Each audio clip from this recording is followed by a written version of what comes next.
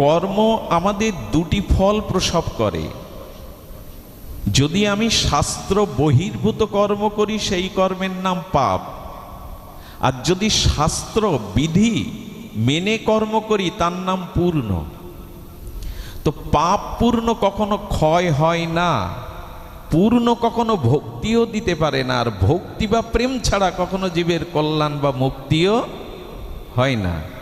একটু ধ্যান দিতে হবে কথাটার দিকে। পূর্ণ কর্মের দ্বারা যে পূর্ণ হয় সেই পূর্ণ ভক্তি দিতে পারে না, পূর্ণ সুখ দিতে পারে, পূর্ণ স্বর্গপ্রাপ্তি ঘটাতে পারে, পূর্ণ আগামী জন্মে ধনির গৃহে জন্মানোর সৌভাগ্য দিতে পারে, পূর্ণ ভগবত চরণে ভক্তি দিতে পারেন। এই জন্য ঠাকুরমশাই বলছেন নরোত্তম ঠাকুর যে পাপ পূর্ণ দুই পরিহার, পাপটাকেও ছেড়ে দাও, পুণ্যটাকেও ছেড়ে দাও।